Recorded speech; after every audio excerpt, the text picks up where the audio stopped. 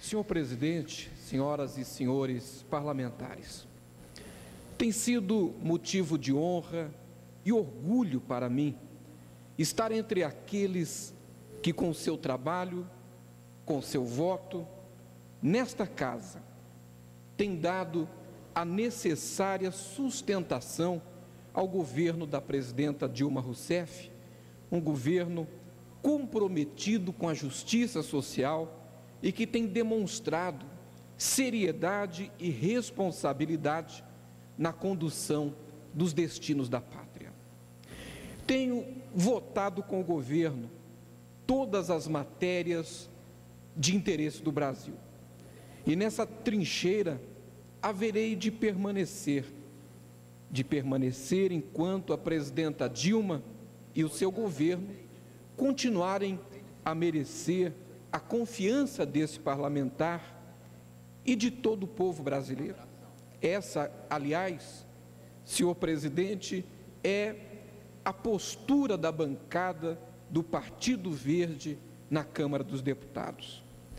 Quero, no entanto, manifestar a minha posição, e um homem tem que ter posições, quanto a dois temas em que o governo não contará com o meu apoio, nem contará com o meu voto. E farei questão, senhor presidente, de eu mesmo solicitar cópias das notas taquigráficas e as entregar pessoalmente ao líder do governo na casa, o ilustre deputado Arlindo Quinalha, e assegurar-me também de que o Palácio do Planalto tenha conhecimento deste pronunciamento. Refiro-me, em primeiro lugar, à medida provisória 568 de 2012, que trata da remuneração de 30 categorias de servidores federais. O seu texto altera de forma substancial a jornada de trabalho de 20 para 40 horas, as gratificações e a remuneração de médicos e veterinários. A alteração da forma de pagamento dos adicionais de periculosidade e insalubridade também é injusta. A preocupação do Conselho Federal de Medicina é de que haja evasão dos médicos em hospitais importantes. As entidades do setor afirmam que diversas mudanças na remuneração dos médicos, entre elas a criação da vantagem pessoal nominal identificada, serão prejudiciais às categorias. As mudanças, inclusive, atingem profissionais já aposentados. Na condição de vice-presidente nacional da União Geral dos Trabalhadores, não posso deixar aqui de fazer o registro de que essas medidas atingem frontalmente e atingem extremamente, em caráter negativo, aos servidores públicos federais, em especial os médicos e veterinários. Precisamos, senhoras e senhores parlamentares, solucionar este impasse. Toda a classe médica do país está intranquila. Em segundo lugar, ilustre deputado Ronaldo Fonseca, manifesto-me contrariamente ao documento divulgado pela Folha de São Paulo, da proposta do governo, onde consta que será vedada a cessão ou arrendamento total ou parcial da outorga de serviço de radiodifusão no espectro do chamado novo marco regulatório. Ao contrário do que se parece pretender, o país deve ampliar a democratização dos meios de comunicação, porque desta forma garante a oportunidade de se apresentar conteúdos qualificados à população. Não somos contra a regulação, somos contra a não democratização dos espaços de comunicação. Num país onde há tanta necessidade de se promover a educação do povo brasileiro, de ensinar valores que edifiquem a família brasileira, essa proposta, deputada Érica Cocai, traz um prejuízo incalculável à nossa sociedade.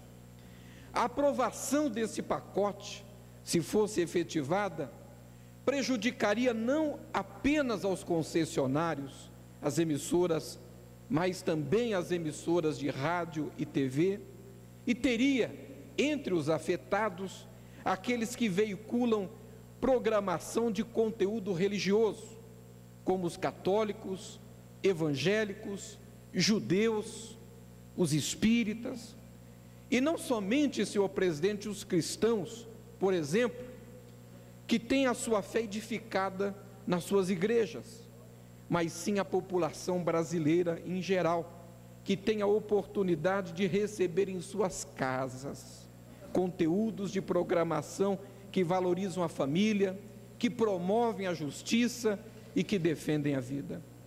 A programação religiosa atende às necessidades da comunidade cristã, mas também edifica aos mais diversos públicos, na medida em que promove o bem comum e promove a cidadania. Senhor presidente, não somos contrários a uma discussão aberta e transparente, porque essa discussão é relevante para a nossa sociedade. Porém, queremos participar dessa discussão, queremos que seja ampliado o debate, pois o contrário disso seria agir com preconceito. E, senhor presidente, senhoras e senhores parlamentares, o que fica parecendo, e eu sei que não é o caso, mas fica parecendo, é a tentativa de sufocar e controlar o crescimento dos evangélicos no país. Ação que, se fosse o caso, se sintonizaria com as equivocadas interpretações que foram dadas à fala do excelentíssimo senhor ministro de Estado Gilberto Carvalho, por quem eu tenho elevado apreço e respeito. No início deste ano, no Fórum Social Mundial em Porto Alegre, sintonia e sincronia na qual eu não posso acreditar, ou então eu estaria a temer uma catástrofe. Naquela oportunidade, senhor presidente, eu ocupei essa tribuna e defendi o ministro Gilberto Carvalho, defendi o governo, se bem que nem o ministro Gilberto Carvalho, nem o governo precisam da defesa desse parlamentar.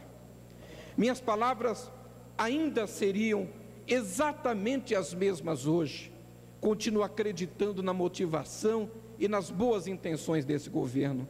Agora, devo admitir que se essa proposta, e eu agora me dirijo especialmente ao excelentíssimo senhor ministro das Comunicações, Paulo Bernardo, se essa proposta fosse adiante, ocorreria algo, deputado Ronaldo Fonseca, absolutamente incrível, inusitado, porque o governo brasileiro, o governo da presidenta Dilma Rousseff, haveria de conseguir um feito, um fato que nem a Bíblia Sagrada conseguiu e nem mesmo Deus conseguiu até agora em nosso país.